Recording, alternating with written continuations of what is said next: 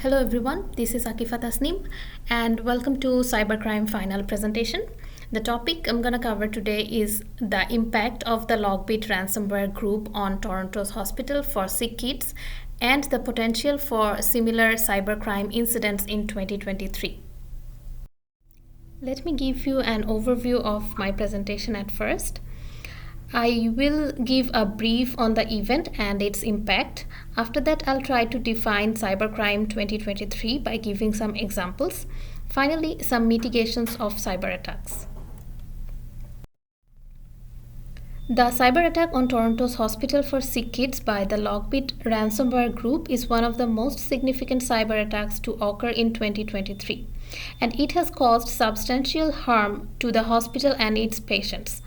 The hospital responded quickly by initiating their incident response plan and working with cybersecurity experts to regain control of their system.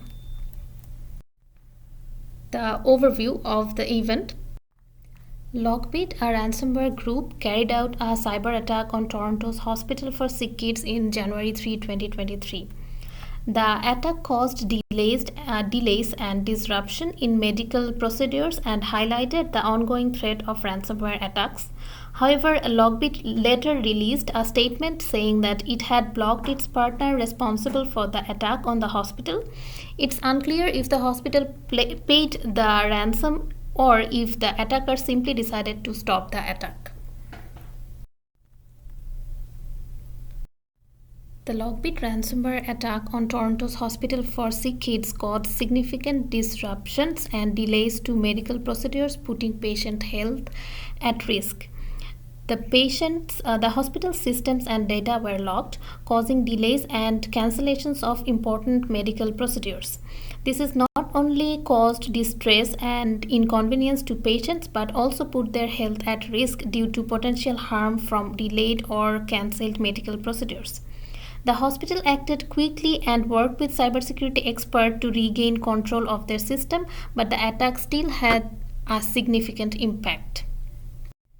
There is no public and private entity specifically mentioned as being impacted by Lockbit ransomware attack on Sick Kids Hospital. However, any cyber attacks have the potential to cause significant harm to business and organizations. Public entities refer to organizations owned and operated by the government or a government agency, while private entities refer to businesses and organizations owned and operated by the individuals or groups. The hospital itself is a public entity because it's a public hospital. In general, cyber attacks on public entities such as government agencies or critical infrastructure can have significant impacts on the provision of public services, national security and public safety. By this attack, the public safety, national security and public services were harmed. So in general, in this scenario, the public entities were harmed and got impact. Whereas patients' health at risk, distress, and inconvenience to patients are the part of private entities that got harmed due to this attack. Significant harm on organizations by disrupting operations, causing financial losses, and damaging their reputations are the impacts can be assumed as the impacts of attack of private entities for the hospital itself. Cybercrime refers to the criminal activities carried out using the internet or other forms of digital communication technology. As we move further into the digital age, cybercrime continues to be a growing concern. Attackers are constantly evolving their techniques, making it difficult for organizations to keep it up. We may even see attackers using more sophisticated techniques such as AI, artificial intelligence, to carry out their attacks. I think lack of morality is the main cause for the cyber criminals to do these kinds of attacks. It's really important for people and groups to be careful and do things to stop cybercrime before it happens. 2023 is a running year. To define cybercrime in this year, we can analyze the cyber attacks happened in this year. So, in early January 2023, T-Mobile discovered that a malicious actor gained access to their system in November last year and stole personal information like name, email, birthdays, and so on. Google Fi is the most recent high-profile data breach, but it comes as a consequence of the T-Mobile data breach that happened in earlier 2023. In March 2023, ChatGPT, a revolutionary AI platform, experienced a data breach that exposed some users' personal information, including names, emails, address, payment address, and partial credit card numbers.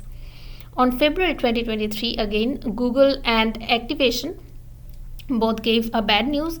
Activision is basically a video game publisher. They confirmed that they had suffered a data breach back in December. Well, from those examples, we can predict that the more the advancement of technology is going to happen this year, the more hackers will be trying to exploit it.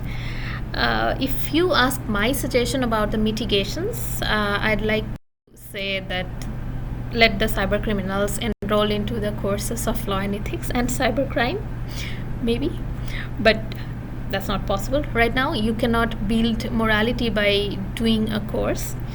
So yeah, on a serious note, the suggestions I'd like to give to mitigate the damages from these types of attack is crucial for organizations to invest in strongly cybersecurity measures, right?